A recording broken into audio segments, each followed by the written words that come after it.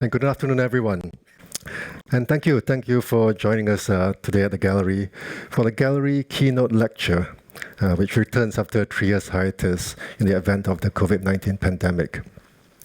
The gallery keynote lecture series invites the world's visionaries, thinkers, and industry and opinion leaders to consider issues fundamentally relating to the future of museums and their role in culture and society.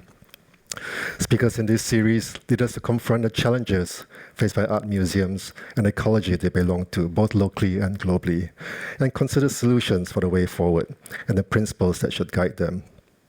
Today, we're very honored to have with us Kaywin Feldman, Director of the National Gallery of Art in Washington, D.C., as our speaker. She will address the changing role of a national art museum as it navigates a dynamic and expanding global audience.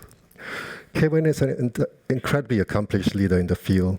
She is the National Gallery's fifth director.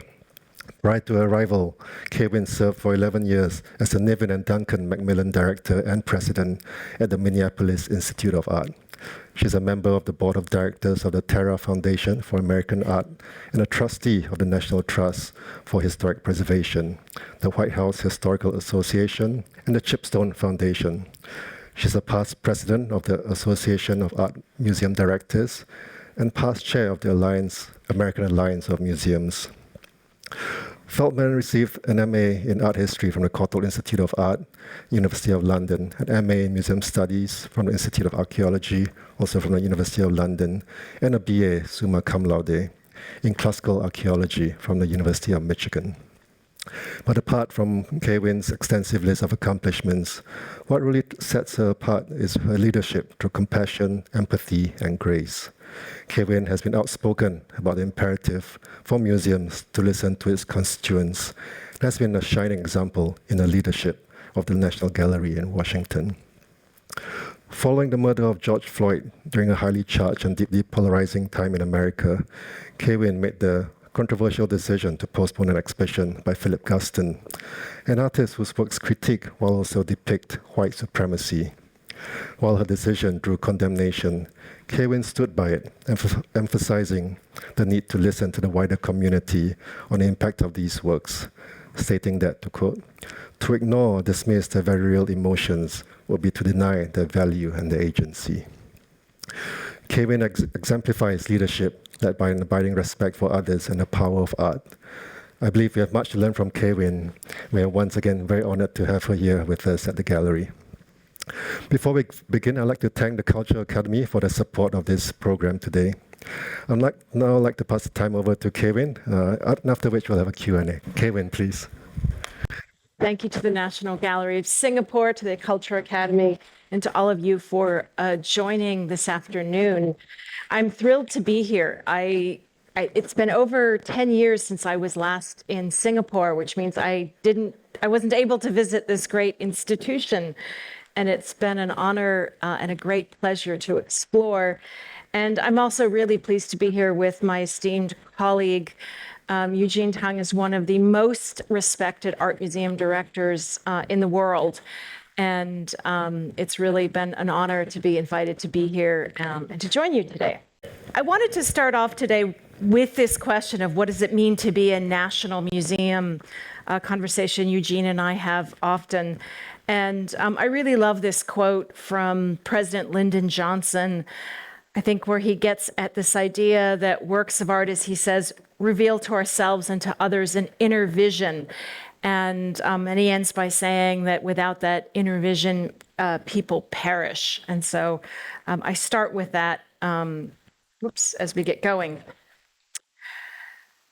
After I was approached in 2018 about the opportunity to lead the National Gallery in Washington, I asked a mentor for advice.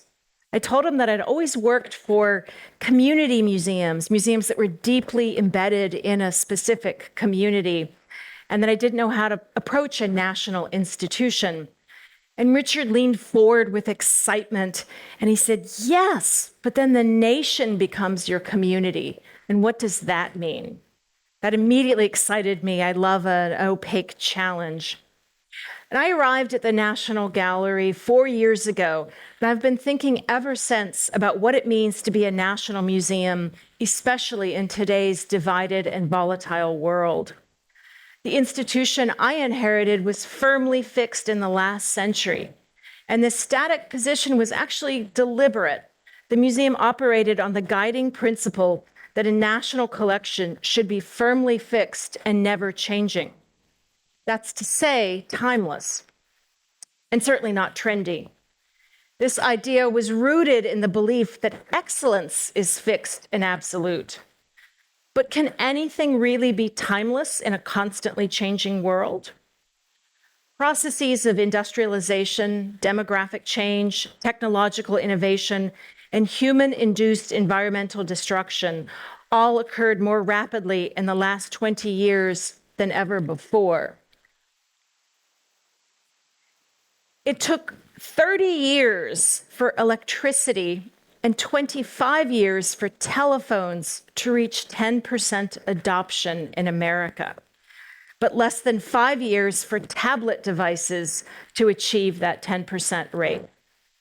It took an additional 60 years for phones to be widely adopted. It's just hard to conceive. And of course, smartphones, on the other hand, accomplished a 40% penetration rate in just 10 years. The AI language, we had a dinner last night and talked about it. I'm sure my slide is already way out of date, but the AI language processing tool ChatGPT crossed 1 million users in 5 days of launch and set the record for the fastest growing platform by gaining 100 million users by January 2023. Just 1 month later, it reached 1 billion visits. Remember, over 80 years for widespread adoption of the telephone.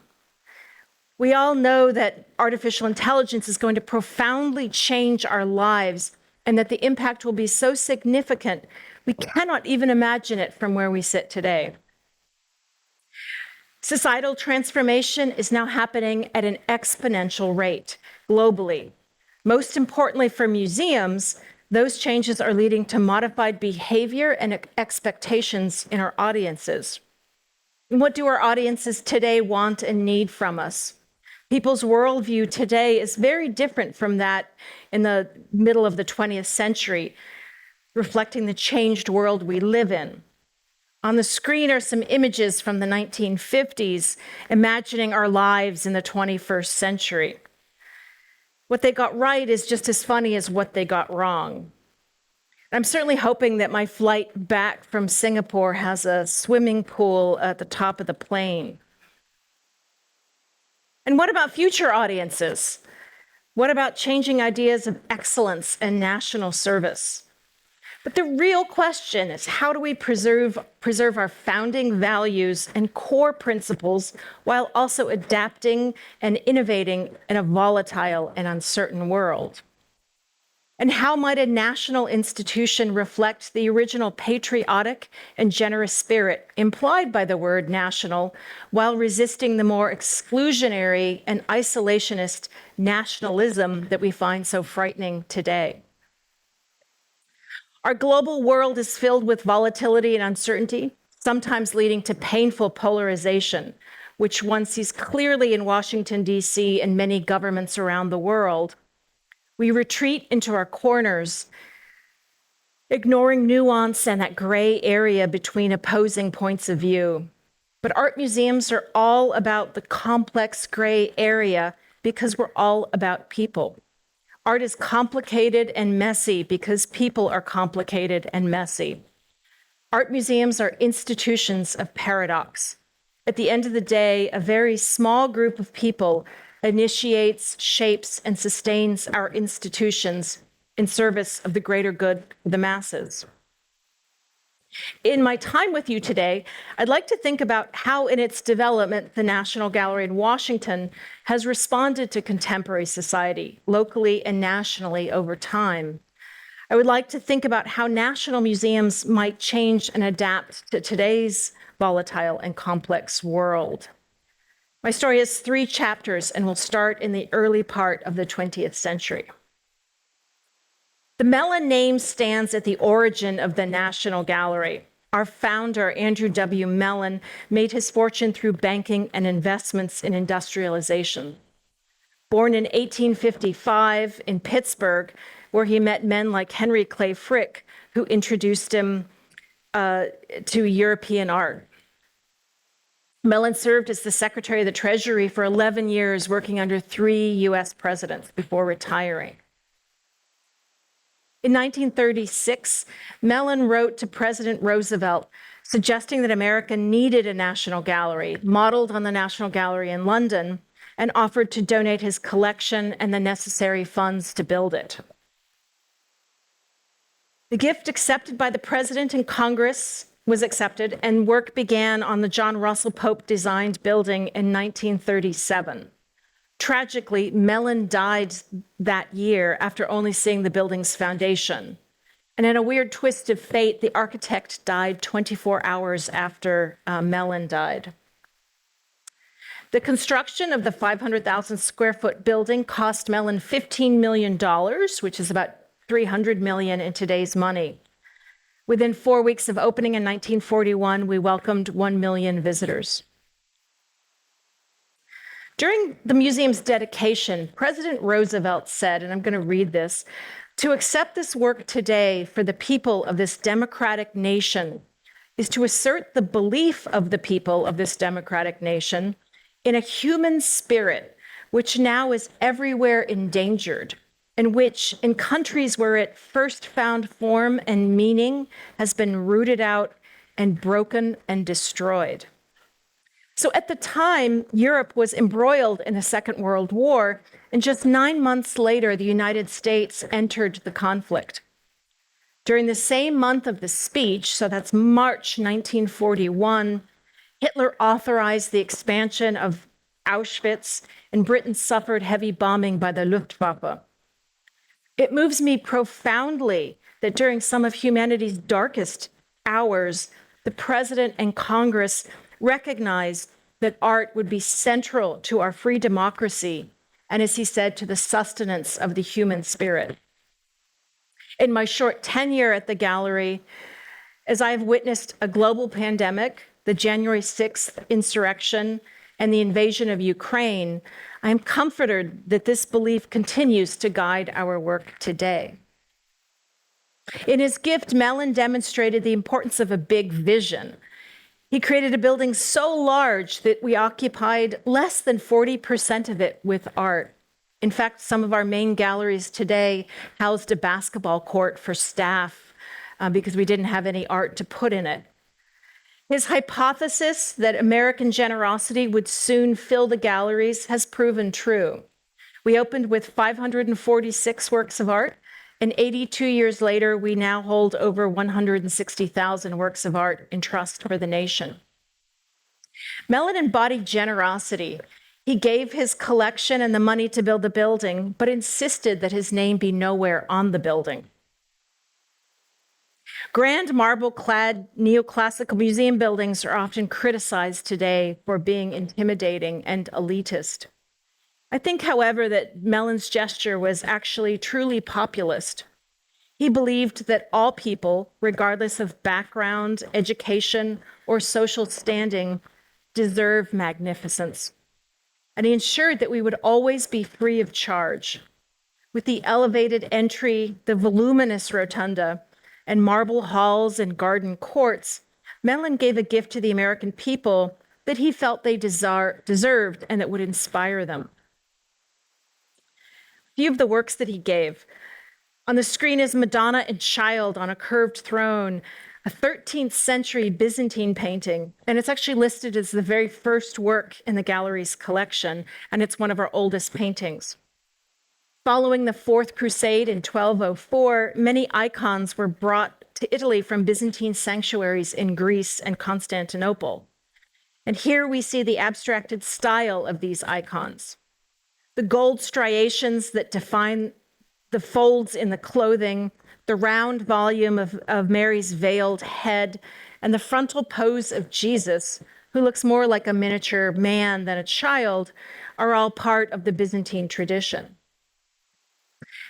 Mellon never intended to collect any school or nationality of painting in a comprehensive fashion, but to stud the crown with singular jewels.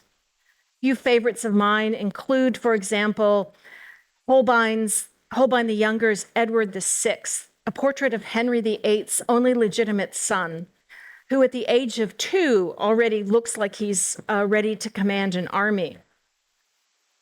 I'm also fond of Vermeer's radiantly beautiful Girl with a Red Hat, one of 3 paintings by Vermeer in the collection and a perennial audience favorite. And working through a variety of middlemen starting in 1929, Joseph Stalin began selling works of art from the collection of the Hermitage to finance Russia's industrialization.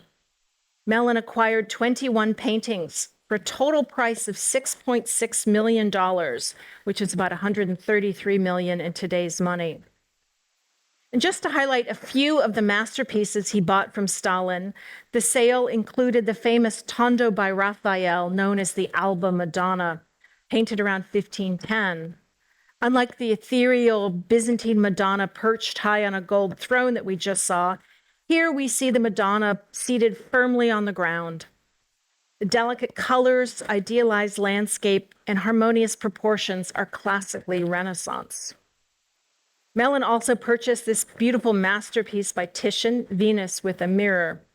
A standout in his oeuvre, this painting remained in Titian's collection on his death, nearly 20 years after he painted it. And in the galleries, I always stop to admire one of Botticelli's rare, multi-figured, complex compositions, The Adoration of the Magi. Stalin apparently said that he didn't mind selling these works of art to the Americans because he knew the works would return when the US became part of the Soviet Empire. We still have them today. The other significant gift at the time of our opening came from Samuel H. Kress. Kress, who made his money from inexpensive stores, we call them 5 and dimes, decided that since he had earned his money from the nation, he would give back to the nation.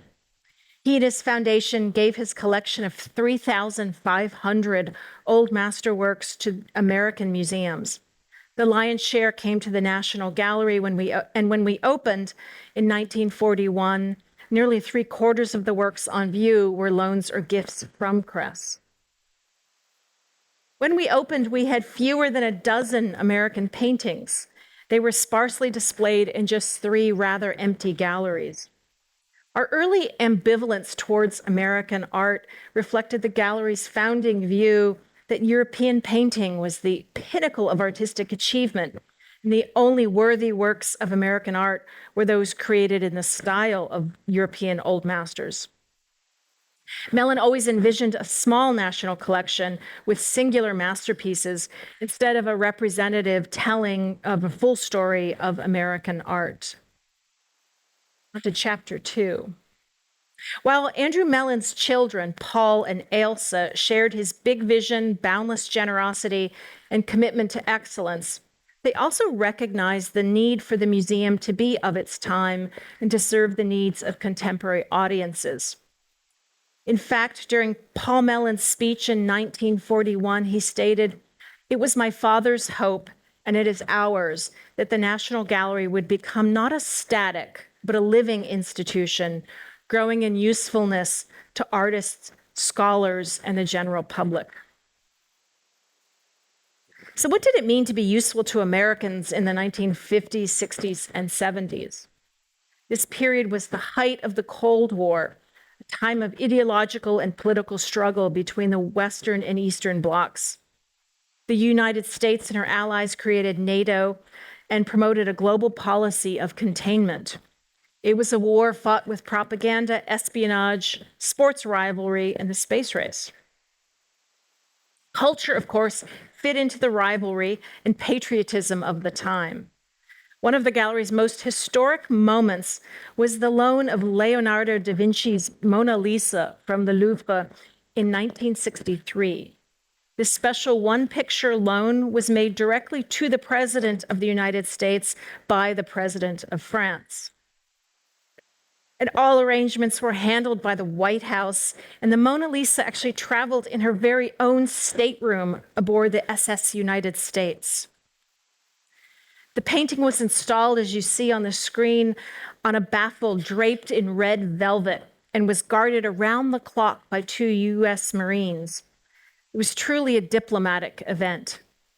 In a month, over 500,000 people viewed the picture, each person given just 4 seconds to look. It's about the same at the Louvre today, actually. 4 years later, with funds from Andrew Mellon Bruce, the gallery acquired a Leonardo painting of its very own, the renowned portrait of Ginevra de' Benci, the daughter of a wealthy Florentine banker. The portrait, the only painting by Leonardo in the Americas, was probably commissioned about the time of her marriage at the age of 16. The picture was quite revolutionary at the time, showing a confident teenager in an open setting, turned in a 3/4 pose and looking at us. Ginevra's face is framed by the spiky leaves of a juniper bush. And juniper refers to her chastity, the greatest virtue of a Renaissance woman. And it's also a pun on her name, since the Italian for juniper is Ginepro. Our Department of Conservation Sciences thoroughly researched the work and discovered what we assume to be Leonardo's fingerprint in the paint of the juniper bush. Our American collection has grown slowly and steadily through the years. In 1950, we quadrupled the galleries of American art and started to add gems to the collection, including Winslow Homer's famous Breezing Up, which is perhaps the first American painting actually purchased by the gallery. Also, Homer had only been dead about 30 years when we bought the picture, so it wasn't just an American purchase, but really a contemporary one as well. And in 1945, we were given George Inness's luminous Lackawanna Valley. Commissioned by the railroad president, the picture offers a realistic view of Pennsylvania's bucolic Lackawanna Valley, celebrating both the beauty of American landscape and the advancement of American industry with the steam train and distant roundhouse that you see. Historically, the National Gallery collection did not include works by Native American artists. We have, however, about 600 works of Native American people painted by white artists. I find the lacuna of Native American art problematic. If we are the nation's collection of American art and we don't include work by Native American artists, we are almost in a sense saying that we don't see them as American. So we've begun to add contemporary work by Native American artists, including the powerful collage by John Quick-to-See Smith, Target, which you see on the left-hand side, and also installations by James Luna. These works challenge Native American stereotypes and museum categories. In fact, the John Quick-to-See Smith hangs powerfully in a gallery with artists like Jasper Johns and Andy Warhol, and it irrefutably holds its own.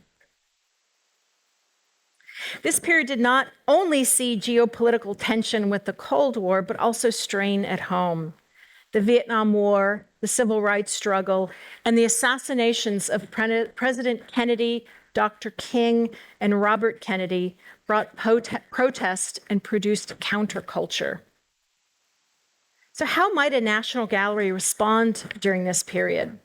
These images on the screen of Vietnam War protesters sleeping around the fountain at the gallery warm my heart. And they make me think also about these photos taken in 1941 of servicemen resting at the gallery. So clearly part of our role as a National Gallery is to provide respite when citizens participating in democracy just need a break. This was a difficult period for Washington, D.C. Civil unrest and economic recession strained the city. In 1975, the newspaper, the Richmond Times-Dispatch, published an editorial calling Washington the sickest city in the nation due to high infant mortality, inadequate public health, high crime rate, and poorly performing schools. In fact, Richard Nixon used to say that DC stood for disorder and crime. Three magical elements coalesced at this moment to enable the gallery to respond to the times.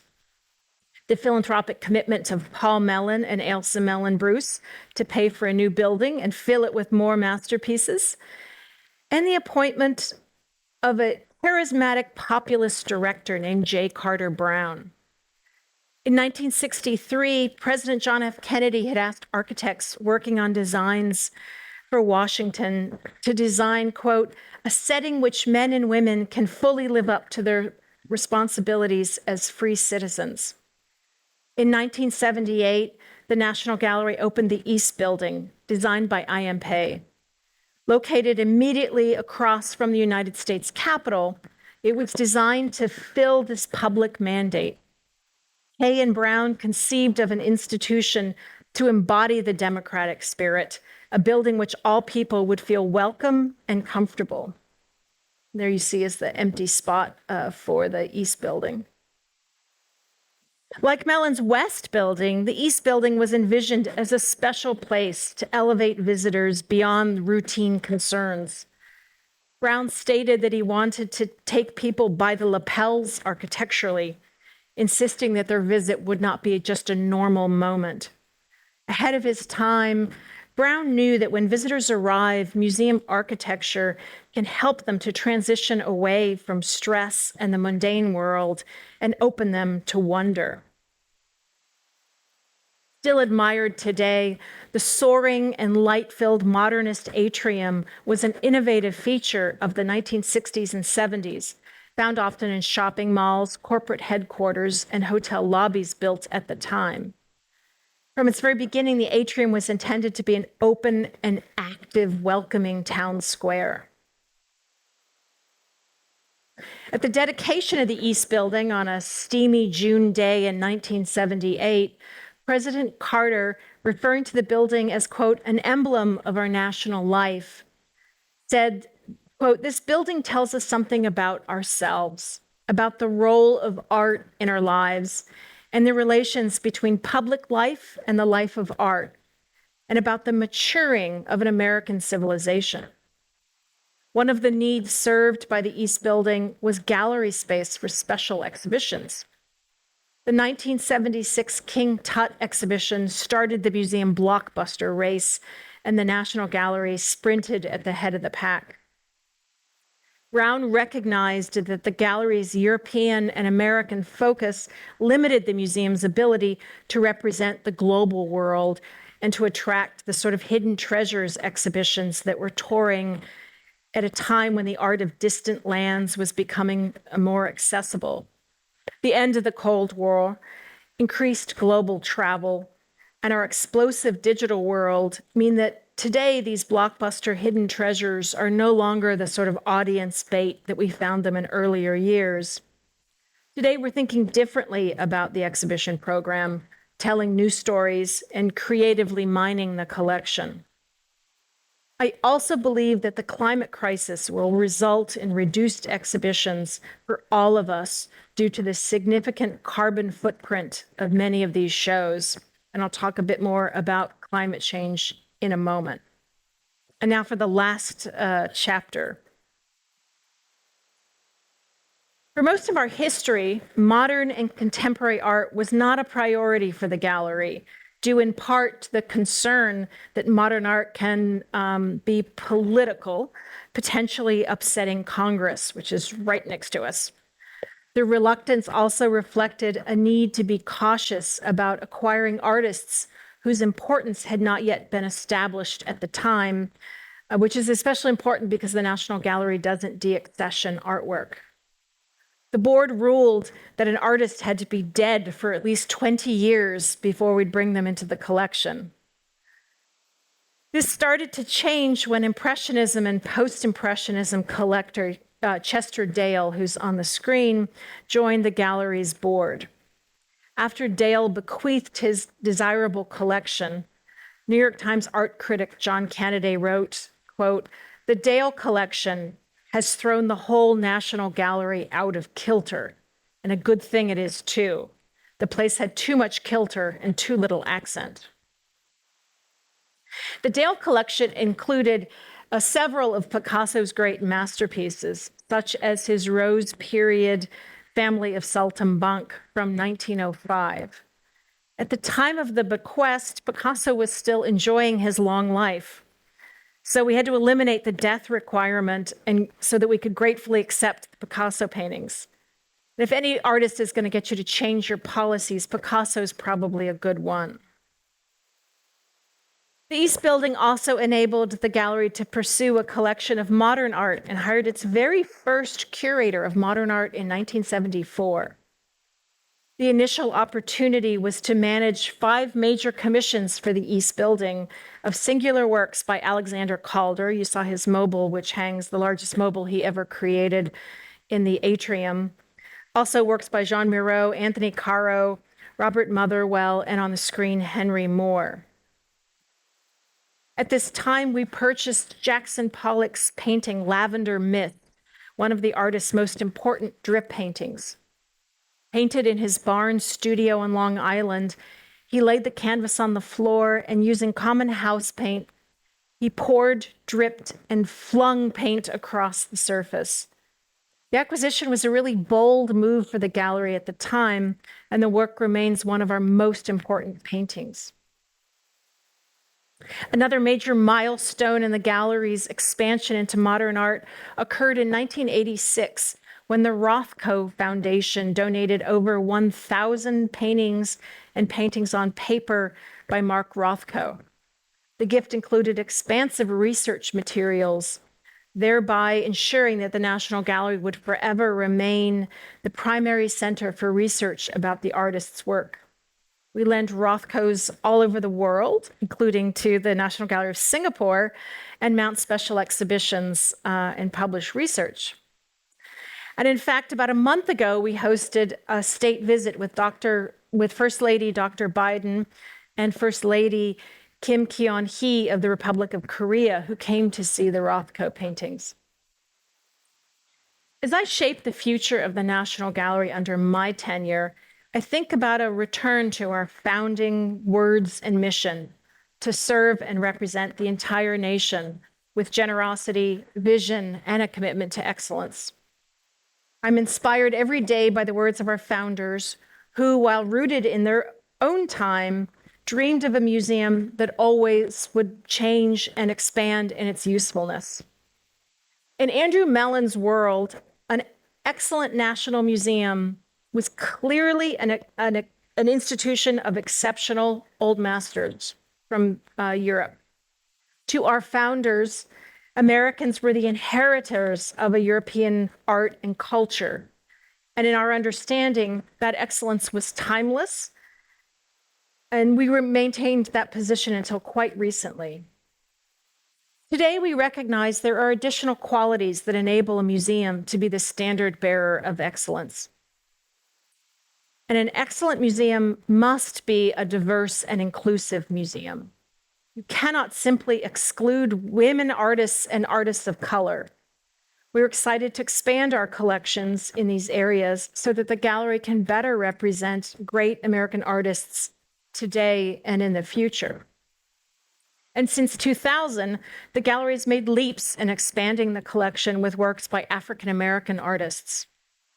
Significant additions include Carrie James Marshall, Great America, in which the artist reimagines a boat ride into the haunted tunnel of an amusement park as the middle passage of enslaved people from Africa to the New World. Glenn Ligon's untitled I'm a Man references the 1968 sanitation workers' strike, which fatefully brought Dr. King to Memphis, Tennessee, where he was assassinated. Ligon's iconic work powerfully reminds us of the deaths of the sanitation workers as well as that of Dr. King. And the gallery recently acquired one of Faith Ringgold's most important and iconic paintings, The Flag is Bleeding, from the American People series. Ringgold, who is 92, created this mural-sized painting in 1967. For Ringgold, the American flag was a subversive symbol, and she used it to communicate her experience as a Black woman in America. Ringgold's visceral imagery raises more questions than it answers. The Black man holds a knife, yet does his wound suggest his vulnerability? Is the white man in the suit his adversary? And what about the female figure in the middle? Is she an arbiter of peace? Is the painting about unity or is it about division? 4 years into my tenure, I'm still thinking about how we might be a museum whose audience is the broad swath of humanity that is the American people. How can one institution with a distinct history rooted in a specific place truly reflect over 300 million people? It's an even more complicated question today than it was when we opened. American demographics have changed from a nation that was 90% white in 1941 to just 60% today. And as you can see in the final pie chart from depicting predictions for 2045, that at that point it's predicted that America will become majority people of color. As America and the world change, so too must our museums. We cannot simply make statements of solidarity and talk about a commitment to diversity.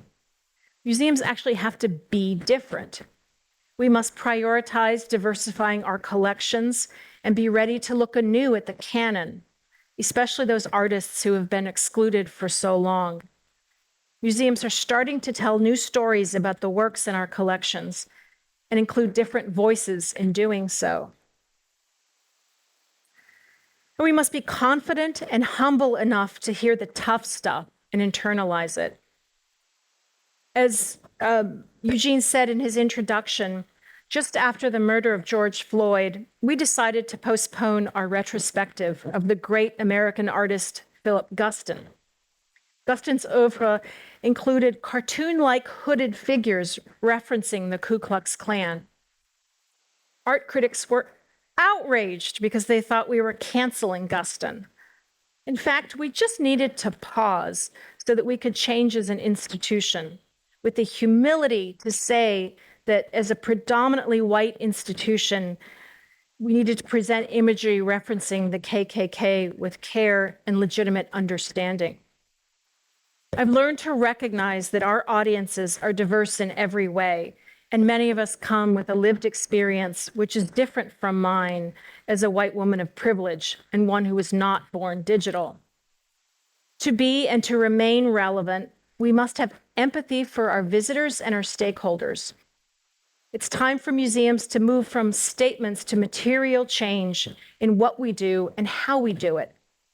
It means normalizing the inclusion of historically marginalized voices in our work of collecting, exhibiting, and interpreting art from the very beginning of exhibitions and projects.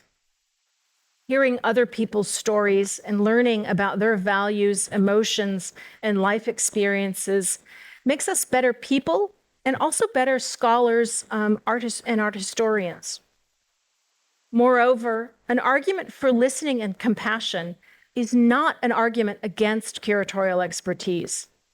The National Gallery is justifiably known for the depth and rigor of its scholarship. We have to recognize, however, that excellent museum scholarship is always in service of something greater, expanding our understanding, firing curiosity, answering difficult questions, and drawing deeper connections between people and art. By listening to a range of voices, we can critically assess what is heard to better understand and shape what needs to come next. We recently opened the Philip Guston retrospective, and it has been really well received. I'm proud that we can now present the show with humility, legitimacy, authenticity, and generosity. Museums do not simply preserve and protect masterpieces in empty rooms. We open our doors literally and figuratively because we believe creating opportunities to experience works of art and gain a deeper understanding of them and our shared humanity will make a difference to people. As museums, in examining our most urgent responsibilities to people, nothing is more important than the threat of climate change And yet as a field, we've done very little to change our carbon impact. Most of us have aged buildings that were never built for sustainability and consume vast quantities of energy with astonishing inefficiency. Our staff travels nonstop, and I do recognize I'm in Singapore with you today. And art is moved by truck and airplane every day all over the globe. Exhibitions are constructed and demolished every 3 months, with our collections traveling constantly. I've been very late to this realization. The last few years of wildfires, epic storms, global warming, rising seas, human migration, and a global pandemic have changed my thinking. And I realize that we are seeing the real effects of the climate crisis impact museum operations and our publics. I've come to understand that as the leader of the National Gallery, reducing our carbon footprint and embedding sustainable thinking in everything we do is our responsibility and certainly my responsibility. Art museums are so good at considering the lives of the people who came before us. Who doesn't want to talk about life in the 17th century? But we don't want to think about the generations of people who will come after us. Empathy scholar Roman Krznaric wrote that we have colonized the future. In wealthy countries especially, we treat it like a distant outpost where we can freely dump ecological damage and technological risk, as if there was nobody there. The last few years have shown me that we are indeed living through a catastrophic disaster in slow motion, and the impact, financial and otherwise, on museums will only increase and at an exponential rate. I cannot help but note that the crises of our time have made the subject of the shared humanity referenced by President Roosevelt during the Second World War ever more urgent. I will never forget the early days of the pandemic when Italy went into full lockdown and we watched videos of Italians singing to each other across balconies and using household appliances to make music.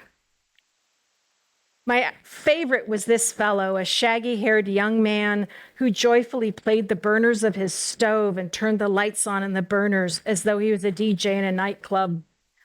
What I carry away from it all, besides their humor, was the expression that we were all in this unfamiliar struggle together, using art, culture, and our shared humanity to carry us through a time of fear and tragedy.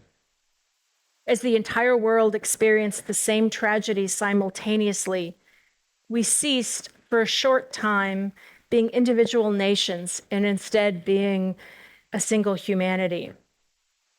So to conclude today, I'd love to show you a very short video that we created in the spring of 2021 to share our story and imagine the future of the National Gallery of Art together.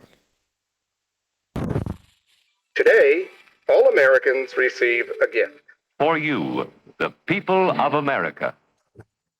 A gift that combines a reverence for the past with an eagerness for the future. A gift that inspires, opens doors, frees the imagination. Few generations ago, the people of this country were often taught to believe that art was something foreign to themselves. Then we opened our eyes and saw ourselves reflected in it.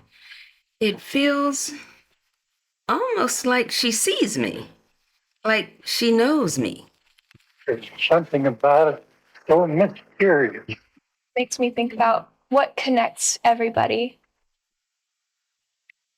I just never feel alone here, even if I am alone. Just gives jingles all around when you see any kind of art. And when you like it, it's even better. Because you kind of get lost in those paintings. As much as I love these artists, at a certain point you realize that I'm not a part of that. And so I have to make my own.